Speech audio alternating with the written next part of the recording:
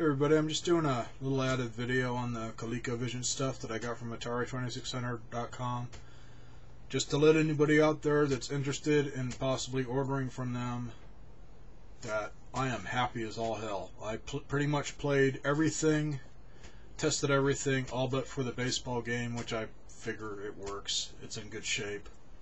And anybody that's had one of these old cartridge-based systems, man, those games got to be trashed for them not to work. Like I say, the Pitfall game looks like it's been pried apart before they took the screws out, but it does work great. I just need to do some restoration on it. But one of the reasons why I was posting this video was wanted to just answer a question that I seem to notice on a lot of the YouTube videos that has to do with the Super Action controllers for people that have just acquired them with a system or bought them just by themselves with no instructions. It has to do with that little wheel on it that's like a mouse wheel. Since I got the box and the instructions, basically what that wheel is for, it's the speed roller. It says gives you increased control over velocity of on-screen players or characters, speed up the action for even more excitement. And it says it's mostly, it basically just names Super Action sports games, so I don't know what other games it might work for. Just play around with it. But there you go, it does do something instead of just sitting there spinning it, because when you spin it, I have no idea what kind of sensor's in there to let it know that you're spinning it, because it just feels like a wheel spinning in place. But who knows? Other than that, I love these controllers. These are just sweet. Very, very well made. I like the joystick, just everything about them. They feel good in my hand. Now that I've played some games with them, like Donkey Kong and Burger Time and stuff, I really do like these. And I like the ColecoVision controllers too. They're a lot like the Intellivision ones, just made a hell of a lot better. I do like the way they did them. And to me, it's not awkward. One thing that is nice, so you're not twisting it and tearing on it. They made it to where the knob there spins, so you're not putting any tension on the shaft, which is good. So once again, very, very much worth the price for these. Do recommend getting the two that are in the box with the game and the instructions and stuff for $30. It's worth every penny. And as you can see, man, they're freaking huge. For adults, this is awesome. And I'm pretty sure, I don't know about little kids, but maybe like 7 and up, ones that got big enough hands, without this extra grip booster on it, no problem, because without it, my fingers hang over it. I do have big hands, but I think a kid can use this no problem. Also, added note to anybody that's checked out the site and is thinking of getting just the bare bones Coleco.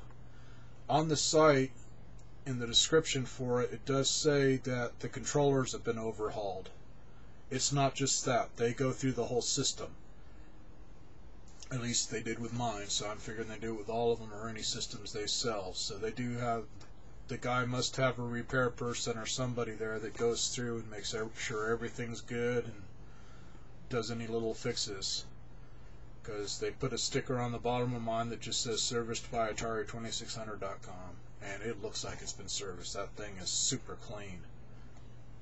The thing I did notice is, I don't know on the controllers and stuff what all they do with them. I think they just, whatever works the best. I don't know if they've opened them up or not, but all my controllers work great. Absolutely love the trackball.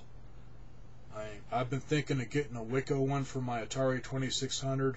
Unless I happen to find one at a yard sale or something, I'm not even going to bother, because this one, Centipede's damn near the arcade version on this system. And that other game that comes with it, it is very cool. The Slither, that's a cool game. Annoying sounds, but fun game. I can see it getting quite addictive. I couldn't stop playing it. Same with Centipede, man, because it's a very precise trackball. And added note on that, if anybody ever had one of the trackballs for their computer back in the 90s. That's the old Kingston style one that was just a square box with a big trackball in it. That's about how big it is. Just big enough to where you can get a couple fingers on it and get it spinning good. Built very, very well. Everything on this thing is just built awesome. I know the adapter is just huge, and I just got a little power strip that I use for any of my old school stuff, and it takes up the whole power strip, which is just crazy, but it's lasted this long, so I guess it's built really good. I do recommend, so I played it for about an hour, and then I turned it off and let it cool down and stuff. I wouldn't play the system for more than an hour at a time. It's not like you can pause the games, or it's like the new stuff where it takes you an hour to get through one level. Just treat it like it's an antique, because it is, basically. It's old enough now, man. It's vintage. In fact, just about all the stuff that I'm finding says about 1983 on it. Yep, 83. The action controllers do, so figuring that's when it came out, and that sounds about right. Because I was in middle school when my friend got his for Christmas, and it's like, I was over there every damn chance I got, man. It's like all of a sudden it's like, I got arthritis in my feet that I've had since a kid, but I managed to figure out how to walk to his damn house, man, because his parents had money. And I can't remember how many games he got with that thing, but he got all the good ones that came out when it came out.